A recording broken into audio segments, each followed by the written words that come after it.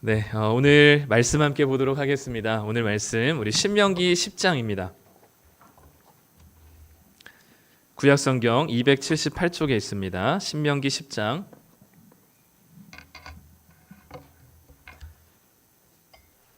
12절부터 22절까지 말씀입니다.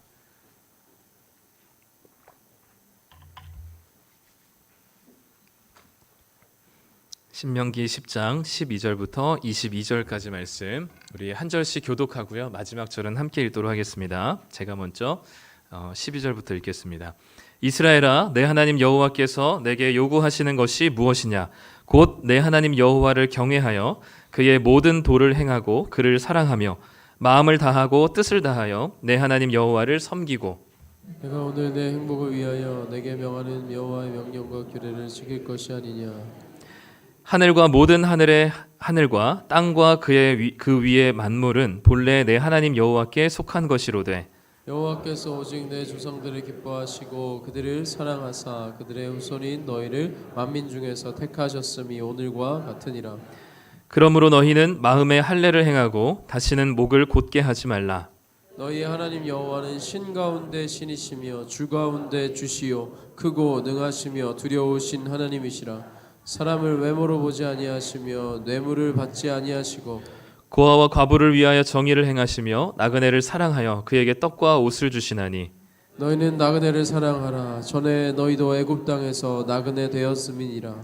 내 하나님 여호와를 경외하여 그를 섬기며 그에게 의지하고 그의 이름으로 맹세하라. 그는 내 찬송이시오 내 하나님이시라. 내 눈으로 본 이같이 크고 두려운 일을 너를 위하여 행하셨느니라. 함께 읽겠습니다. 애굽에 내려간 내 조상들이 겨우 70인이었으나 이제는 내 하나님 여호와께서 너를 하늘의 별같이 많게 하셨느니라. 아멘. 네, 우리 2부 예배 오신 성도님들을 환영하고 축복합니다. 네, 우리 2월 한 달 동안은 이제 말씀 묵상 캠페인을 진행하는데 우리 카피 문구가 매콤달콤 맛있는 말씀입니다. 그래서 오늘은 한번 인사를 나눴으면 좋겠는데 옆에 우리 있는 성도님들한테 매콤달콤 맛있는 말씀을 잘 먹읍시다. 한번 인사해 주시죠. 네, 매콤달콤 맛있는 말씀을 잘 먹읍시다. 네, 매운맛을 강하게 느끼시는 신명기가 되셨으면 좋겠고요. 네, 우리 뇌는 수많은 자극과 학습을 통해서 일종의 어떤 이렇게 믿음이 형성이 된다고 합니다. 제 이야기는 아니고 뇌과학자가 이렇게 얘기를 했는데, 이 믿음, 뇌가 학습해서 인지하게 된 믿음을 형성된 믿음을 자동 인지라고 해요. 그래서 무언가 우리가 일부러 생각하지 않더라도 자동적으로 너무나 자연스럽게 무의식적으로 받아들이게 되는 것들을 이 자동 인지라고 얘기하는데, 예를 들면 이렇게 밝은 곳에 우리들이 있다가 갑자기 불이 다 꺼져서 깜깜한 데 있으면 우리가 보기에는 서로 얼굴을 보기에는 검은색이 어두운 색이긴 하지만 그 사람의 진짜 피부색을 어둡다라고 생각하는 사람이 아무도 없잖아요. 왜냐하면 그동안에 우리가 봐왔던 사람들의 얼굴을 알기 때문에 그렇습니다. 뇌가 계속해서 이 사람의 얼굴은 되게 밝다라는 것을 인식하고 있기 때문에 불이 꺼져서 지금 볼 때는 어두워 보이는데 실제 피부색은 어두운 게 아니라는 것이 자동적으로 우리 뇌에 인지가 되는 거죠.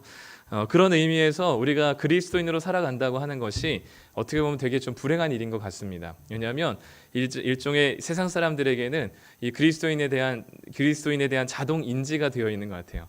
그래서 기독교인은 교회 다니는 사람은 착한 사람들, 좋은 사람들이라는 자동 인지가 되어 있어서 우리가 아무리 10개를 잘해도 한 가지를 잘 못하면 그게 굉장한 큰 타격과 뭔가 잘못된 것으로 부각되기 마련입니다. 그래서 평소에 배려심이 많고 그리고 인내심이 많은 사람이 한 번 화를 내는 것이 굉장히 큰 충격으로 다가오는 것처럼 또 어떤 사람이 굉장히 평소에는 이기적이고 되게 분노를 참지 못하는 사람인데 어떻게 한 번 배려하면 굉장히 그 효과가 엄청 크게 다가오는 것처럼 평소에 잘해봤자는 아무 의미가 없는 거죠. 그러니까 결정적일 때 한 번만 잘하면 그 사람에게 일어난 자동 인지적인 것들이 인지 부조화가 생기면서 더 큰 효과가 나타나게 됩니다. 그래서 평소에 나쁜 남자가 훨씬 더 인기가 많은 이유가 거기에 있는 것 같아요. 평소엔 무심한 듯 하다가 한번 예측하지 못하는 순간에 이렇게 무언가 호의를 베풀 때 굉장히 큰 매력으로 다가오는 것 같습니다. 이 얘기를 왜 하냐면 우리 말씀 묵상을 이제 한 달 동안 하자고 해서 이제 했는데 아마도 전부 한 번도 빼먹지 않으신 분들도 있을 테지만 아마 대부분은 중간중간 많이 빼먹으신 분들 계실 거예요. 그러면 우리는 이제 자연스럽게 역시 너는 틀려 먹었어. 나는 이제 묵상은 하면 안 되겠다라고 해서 묵상을 포기하는 일들이 있을까봐 그래서 10번 잘한 것보다 한 번 못한 것에 자꾸 우리가 초점을 가지는데 그거 말고 몇 번 못한 것보다 한 번이라도 한 것에 우리가 초점을 가지고 다시 한번 일어나서 말씀 묵상에 열심히 해주셨으면 좋겠습니다. 네, 그래서 2월 한 달 동안 한 번도 빼먹지 마시고 외식 상품권을 다 타가시는 은혜가 있었으면 좋겠어요. 네, 오늘 우리 내 행복을 위하여라는 제목으로 같이 말씀을 나누려고 하는데 오늘 우리가 읽은 13절 말씀이 하나님께서 우리에게 행복에 대한 이야기를 하십니다. 우리 한번 같이 13절 말씀을 읽어보도록 하겠습니다. 내가 오늘 내 행복을 위하여 내게 명하는 여호와의 명령과 규례를 지킬 것이 아니냐. 네, 하나님께서 우리에게 명령과 규례를 지키는 것이 우리의 행복이다라고 얘기하고 있습니다. 네, 하나님의 말씀에 순종하는 것이 우리의 행복이라고 생각이 드시나요? 아니면 하나님의 말씀을 순종하고 지키는 것이 우리에게 짐이라고 여겨지시나요? 이거 뭐라고 애매하죠? 네. 하나님의 말씀이 성경에는 행복이라고 되어 있는데 왜 내 삶은 이렇게 짐 같은지, 그렇죠? 그 말씀 하나하나가 얹어지는 무게덩어리 같이 벤치프레스에 한 개씩 끼워 넣는 것 같이 우리 무게를 아주 어렵게 하게, 마음의 무게를 어렵게 합니다. 근데 분명히 성경에서는 하나님의 말씀을 순종하는 것이, 지키는 것이 행복이다라고 되어 있습니다. 요즘 행복하신가요? 그럼 말씀을 잘 순종하고 계시다는 의미이기도 한데 저는 좀 불행한 것 같습니다. 네, 이런 의미에서 보자 하나님 말씀을 제대로 순종하지 않고 있는 것 같아서 참 불행한데 이 행복에 대해서 사실 그 교회에서도 이야기를 하지만 일반 사람들도 행복에 대한 관심이 참 무척 높습니다. 그래서 어떻게 하는 게 행복하게 사는 건지 수많은 사람들의 강연과 이야기들과 여러 책들을 보기도 하면서 행복의 이야기를 나누죠. 근데 되게 신기한 것 중에 하나는 우리 교회 밖에 있는 일반 사람들도, 세상 사람들도 행복이 돈에 있다고 생각하는 사람들이 그렇게 많지 않다는 겁니다. 행복이 어떤 능력이나 성적순이 아니라는 것을 너무나 잘 알고 있고요. 돈이 아무리 많아도 불행할 수 있다는 사실은 기독교인이 아니더라도 누구나 다 인정하는 부분입니다. 그런데 공통적으로 이런저런 이야기들을 하지만 한 가지로 행복의 조건을 좀 생각한다면 한 가지 얘기하는 것이 무엇이냐면 행복한 삶을 살기 위해서는 내가 누구인지를 정확히 알아야 된다라고들 얘기해요. 돈으로는 행복의 조건이 되지 않지만 내가 누군지, 내 정체성이 무엇인지를 분명히 알아야만 행복할 수 있다라고들 많이들 얘기합니다. 우리 뇌과학자에게 행복이 뭘까요? 라고 물어보면 뇌과학자는 행복이라는 단어를 별로 좋아하지 않습니다. 왜냐하면 뇌과학자들은 뇌에서 나오는 신경 물질로 살아가는 존재가 인간이라고 생각하기 때문에 그런 낭만적인 단어들을 사용하지 않아요. 그러면 행복 대신에 사용하는 단어가 뭐냐면 도파민입니다. 그러니까 뇌과학자들의 행복한 상태가 뭘까요? 그러면 도파민이 분비되는 상태입니다라고 얘기할 거예요. 그러면 이제 뇌과학자들의 입장에서 본다면 언제 도파민이 분비될까라고 했을 때 여러 상황들이 있지만 두 가지만 한번 생각해 보겠습니다. 첫 번째는 내가 예측하지 못한 행운을 만났을 때 도파민이 마구 분비된다고 해요. 예를 들면 그런 거죠. 우연히 길 가다가 한 두툼한 봉투를 주웠는데 거기 안에 5만 원짜리 다발로 1,000만 원이 들어있는 겁니다. 요까지만 해도 도파민이 그렇게 많이 나오지 않아요. 왜냐하면 이거 잘못 훔쳤다가는 쇠고랑 찰 수도 있으니까. 근데 감사하게도 거기 쪽지에 뭐라고 적혀 있냐면 돌려주지 말고 찾는 분이 가지세요라고 적혀 있어요.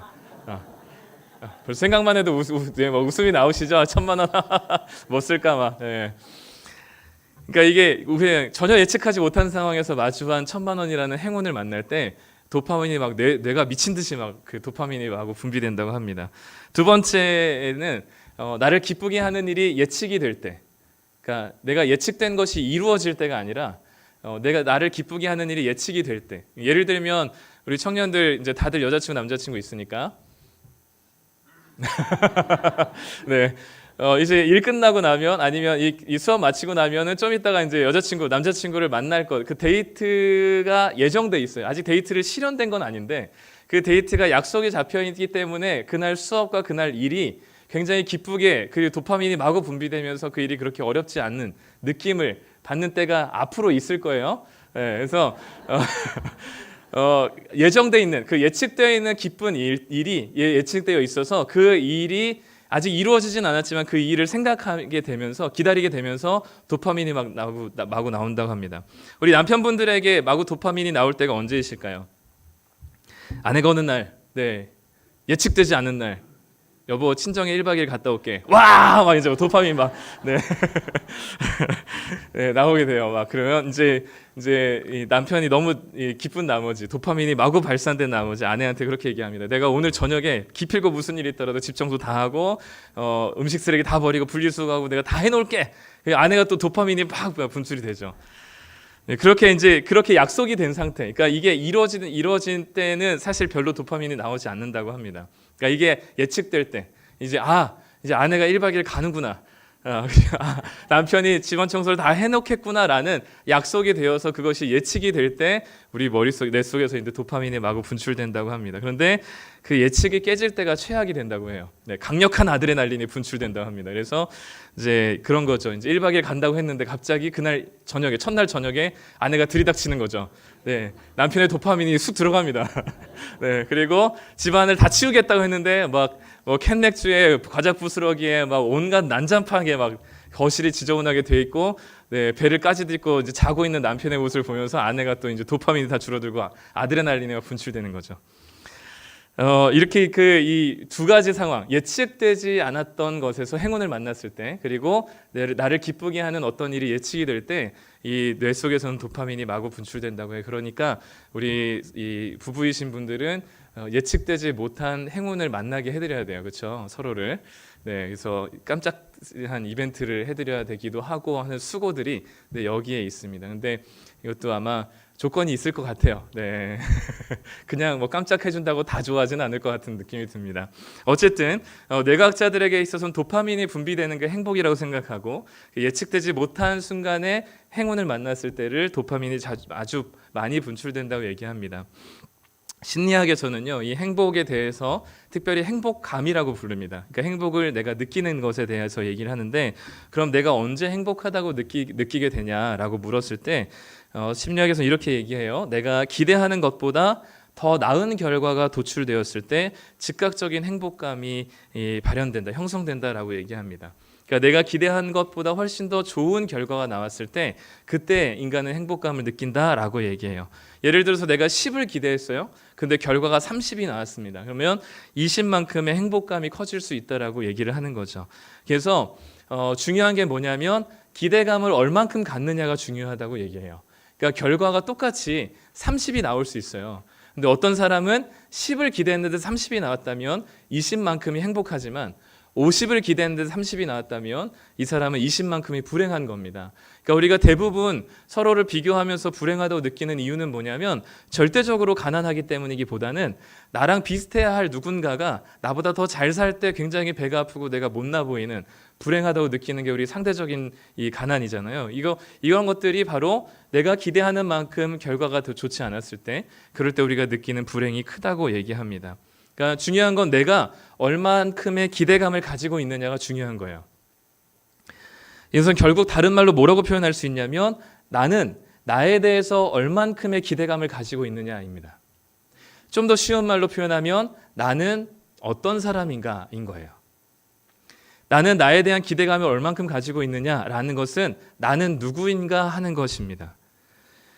그렇기 때문에 행복의 조건에 우리가 아까도 처음에 얘기했듯이 일반 세상에서 행복의 조건이라고 얘기하는 것은 나를 잘 알아야 된다라고 얘기했습니다. 나는 누구인가를 알아야 되는 건데 결국은 내가 나를 얼만큼 기대하고 있느냐에 따라서 행복이 좌우된다고 얘기하고, 이것은 내가 누구인가 하는 문제와 직결된 문제인 거죠. 성도님들은 자기 자신을 얼만큼으로 기대하고 계신가요?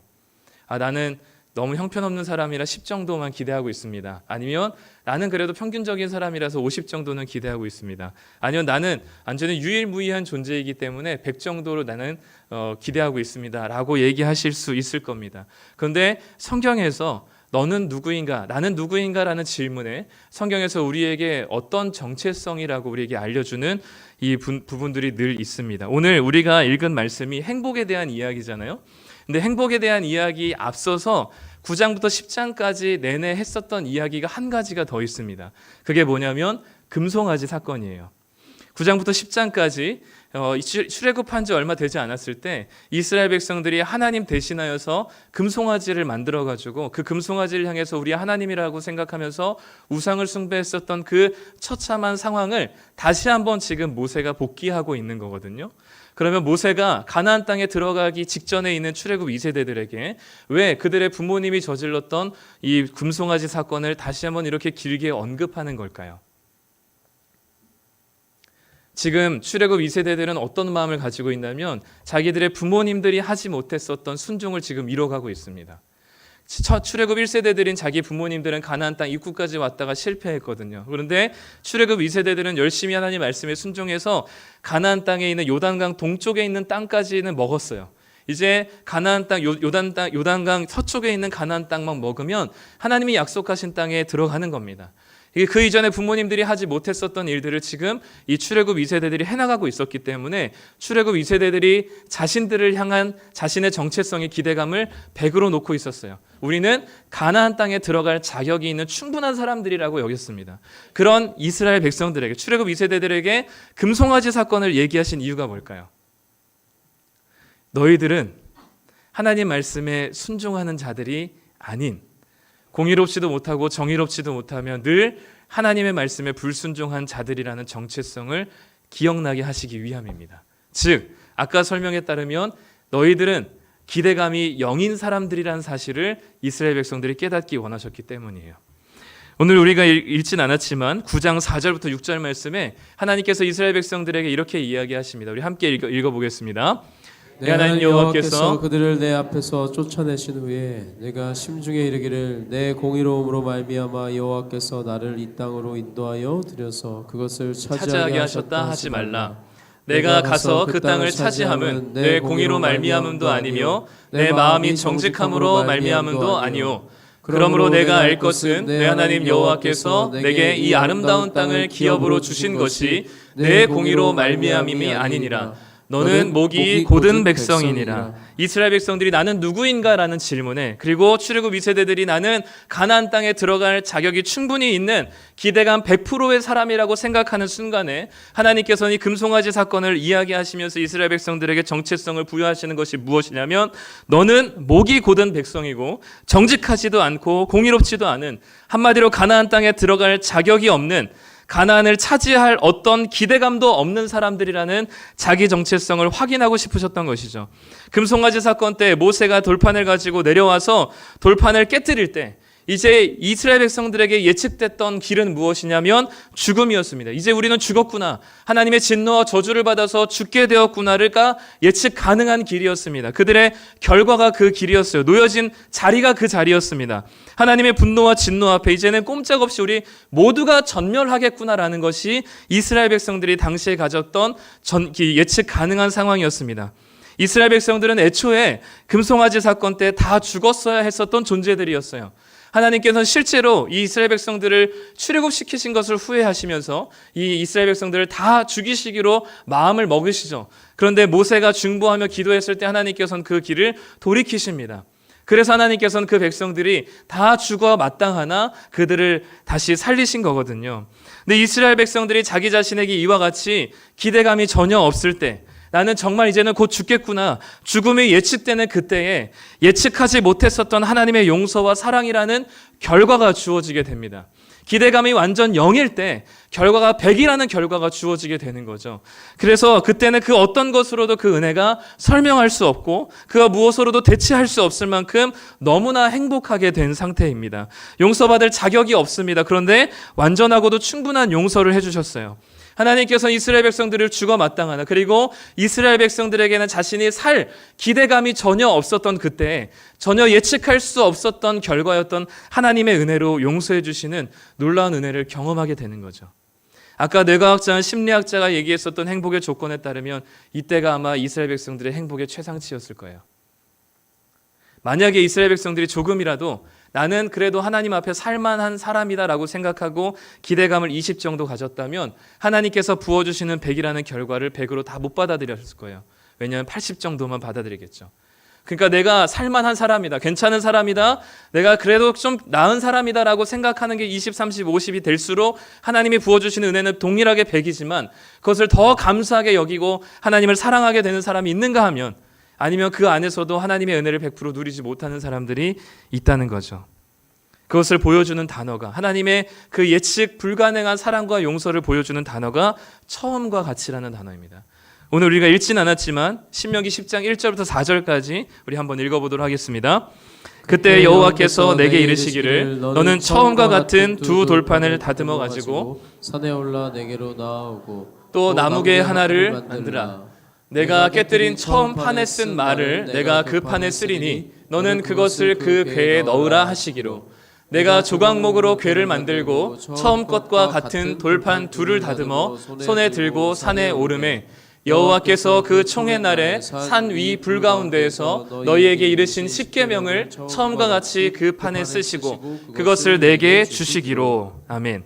하나님께서 이스라엘 백성들을 용서하시고 사랑하시겠다는 그 표현을 무엇으로 말씀하시냐면 처음과 같이라는 단어를 1절과 2절과 3절과 4절과 각 절에 4번이나 하나님께서 반복하시면서 처음과 같이 너희들을 만들겠다라고, 용서하시겠다 말씀하는 거죠. 마치 금송아지 사건이 없었던 그 처음과 같이, 하나님께 불순종한 적이 없었던 그 처음과 같이, 가나안 땅에 들어갈 자격이 있는 것처럼 하나님께서는 그 모든 것을 이전의 처음과 같은 것으로 다시 만들어 주시면서 죽었다라고 예측한 이스라엘 백성들에게 하나님께서 다시금 놀라운 하나님의 백이라는 결과를, 예측 불가능한 결과를 말씀하시는 겁니다. 그렇게 예측하지 못했던 은혜를 받았을 때, 기대보다 훨씬 더 큰 사랑을 받게 되었을 때 비로소 하나님을 사랑하게 되는 겁니다. 예수님께서 그런 말씀하셨어요. 50데나리온 빚진 사람과 500데나리온 빚진 사람이 있는데 둘 다 빚을 탕감을 받았다. 누가 더 그 빚을 탕감해 준 사람을 더 사랑할 것 같으냐라고 물었어요. 그럴 때 베드로 대답이 그렇죠. 더 많이 탕감받은 사람이 더 많이 사랑할 것 같습니다.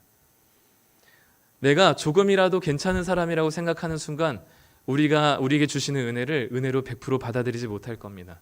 우리가 정말 형편없고 내가 생각하는 것 이상으로 쓸모없고 무기력한 인간이고 형편없는 사람이라는 사실을 인정하고 나에 대한 기대감을 0을 놓는 순간 하나님이 주시는 100이라는 은혜와 그 예측 불가능한 결과가 우리를 충만하게 해줄 겁니다.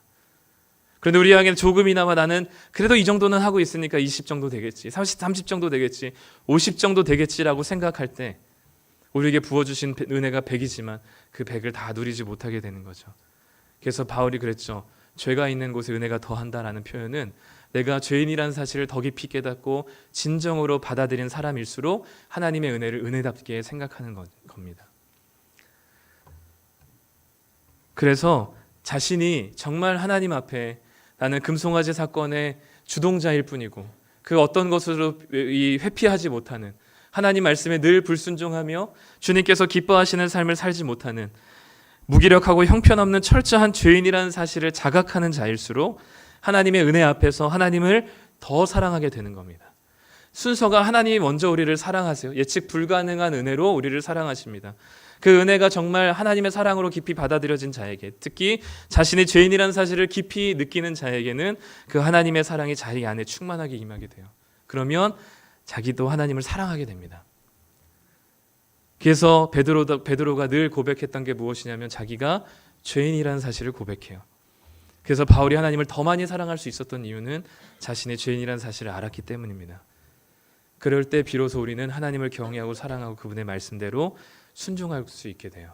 오늘 말씀 12절 말씀 함께 읽겠습니다. 이스라엘아, 내 하나님 여호와께서 내게 요구하시는 것이 무엇이냐? 곧 내 하나님 여호와를 경외하여 그의 모든 도를 행하고 그를 사랑하며 마음을 다하고 뜻을 다하여 내 하나님 여호와를 섬기고. 경외하지 않으면 행할 수가 없습니다. 사랑하지 않으면 섬길 수가 없어요. 물론 겉으로 사랑하진 않지만 그 문자 그대로의 말씀에 순종할 수는 있습니다. 지킬 수는 있습니다. 그런데 거기에는 기쁨이 없어요. 그것처럼 불행한 게 없습니다. 예수 믿지 않는데 교회에 20년 30년 다니면서 껍데기만 기독교인이 된 것처럼 불행한 게 없어요. 그것만큼 힘든 게 없습니다. 그렇기 때문에 우리가 먼저 필요한 게 뭐냐면 우리가 죄인이라는 사실을 인지하고 그 기대감이 0이었던 곳에 하나님의 은혜가 100이 부어질 때 하나님의 사랑이 우리 가운데 충만해져서 우리가 하나님을 사랑하게 되니 그 하나님의 말씀대로 순종하는 것이 즐거워지는 겁니다. 거기에 우리의 행복이 있는 거예요. 그래서 오늘 말씀에서 단순히 13절에서 이 말씀을 규례를 지키는 것이 너희들에게 행복이다. 그냥 문자 그대로 순종하는 것이 너희들 행복이 아니라 하나님을 경외함으로 그 도를 행하게 되고 하나님을 사랑함으로 그 말씀을 순종하게 되는 것이 우리들에게 진정한 행복이다라고 말씀하는 것입니다. 그렇기 때문에 겉으로는 잘 보여지지 않습니다. 당장은 잘 보여지지 않아요. 시간이 지나면 우리의 신앙이 진짜인지 가짜인지, 정말 우리가 껍데기로만 기독교인이라고 생각하고 살았는지, 아니면 우리 마음에 하나님의 사랑이 가득하여서 그 사랑 때문에 이 그리스도인이 되었는지 시간이 지나면 압니다. 당장은 똑같이 순종할 수 있습니다. 당장은 예배 드릴 수 있고 헌금 낼 수 있고 여러 가지 것들을 동일하게 할 수 있지만 시간이 지나다 보면 진짜인지 가짜인지가 구분이 됩니다. 중요한 건 내가 예수님을 믿지 않고 하나님의 사랑이 내 안에 없는데 계속해서 교회를 나오는 게 힘든 게 아니라 내가 신앙이 있는 척하면서 이 예배를 드리고 하나님을 사랑하는 것 같이 보여지게 위해 애쓰는 사람들이 정말 불행한 겁니다. 믿어지지 않는데 교회를 나오는 것은 되게 고무적인 일이죠. 언젠가 하나님께서 말씀을 통해서 바꾸어 놓으실 것이기 때문입니다. 그런데 난 그렇지 않은 척, 이 신앙이 괜찮은 척, 나름 신앙생활 오래 했기 때문에, 교회 생활 오래 했기 때문에 나는 괜찮은 사람인 척 하는 게 정말 큰 불행입니다. 특별히 나무 모임 안에서만큼은 그러지 않았으면 좋겠어요. 서로가 괜찮은 종교적인 비닐을 하나 뒤집어 씌워서 괜찮은, 나름 신앙생활 잘하고 있는 것처럼 포장하진 않았으면 좋겠습니다. 솔직하게 우리의 약한 모습들을 내려놓고, 잘 안 되는 부분들 내려놓고, 말씀 묵상이 힘들면 왜 힘든지 내려놓고, 도저히 못하겠다는 이유도 얘기하면서, 하나님이 너무 짜증나고 힘들고 왜 이래야 되는지 모르겠다, 그런 마음들을 솔직히 나눌 때 거기에 그 진솔함에 하나님의 은혜가 역사하실 겁니다. 우리가 그렇지 않은 척을 자꾸 하다 보면 어느 순간 그것이 나같이 리플리 증후군처럼 나는 실제로는 아닌데 나조차도 속이는 경우들이 오게 되는 거죠. 그러니 우리 가운데 진실하게 행복하게 신앙생활 했으면 좋겠습니다. 정말 하나님의 내가 죄인됨을 알고 나에게 기대감을 영으로 놓고 하나님의 결과에 100이라는 은혜가 주어질 때 하나님의 사랑으로 충만하게 되어서 하나님을 사랑함으로 그 말씀을 순종하는 것이 우리들에게 즐거움이 되고 그것이 우리에게 큰 행복이 되기를. 그래서 오늘 마지막 말씀에 그 순서를 좀 정리해 보면요. 먼저는 내가 누구인가가 행복의 조건이라고 한다면 내가 누구인가에 대해 답을 할 수 있어야 돼요. 내가 누구인가라고 질문했을 때 우리의 첫 번째 대답은 무엇이냐면 나는 죄인이라는 것입니다. 죄인이라는 사실은 나에게 기대감이 전혀 없다는 상태예요.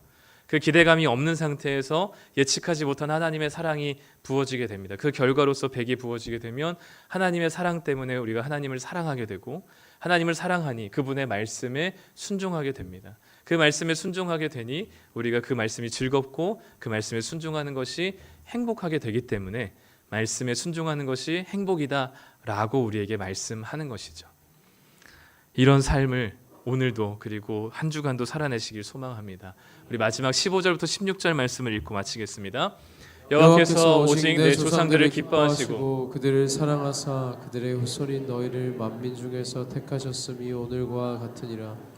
그러므로 너희는 마음의 할례를 행하고 다시는 목을 곧게 하지 말라. 순서는 하나님이 우리를 먼저 사랑하신 겁니다. 우리가 하나님을 사랑하기를 스스로 할 수 없습니다. 그분의 사랑이 우리에게 충만해지도록 계속해서 우리의 죄인됨을 고백하시고 하나님의 사랑과 그 은혜들을 계속해서 소망하십시오. 간구하십시오.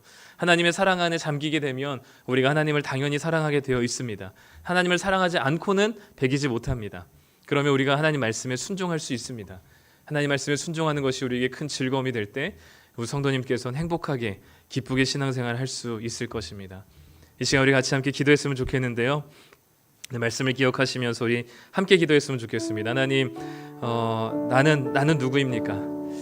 우리 출애굽 2세대들처럼 나는 그래도 나에게 기대감은 20, 30 정도는 줄 수 있는 괜찮은 사람이라고 생각했는데 하나님, 나는 정말 전혀 기대할 것이 없는 사람이군요. 하나님의 은혜가 아니면 살 수 없는 자이군요 라고 우리가 고백하고, 하나님의 은혜와 그분의 사랑이 충만하게 채워지길 원합니다. 그 사랑 때문에 다시금 우리가 하나님을 사랑하게 되고 그 말씀에 순종하는 것이 억지로 하는 것이 아니라 기쁨과 즐거움으로 하게 하여 주시옵소서. 그게 우리의 행복이 되고 그게 우리의 만족이 되고 세상이 줄 수 없는 그 충만한 평안과 그 충만한 주님의 사랑으로 행복한 신앙생활 할 수 있도록 이 시간 같이 함께 결단하며 우리 함께 주님으로 기도하도록 하겠습니다. 하나님 아버지 기도합니다. 주여 우리에게 붙들어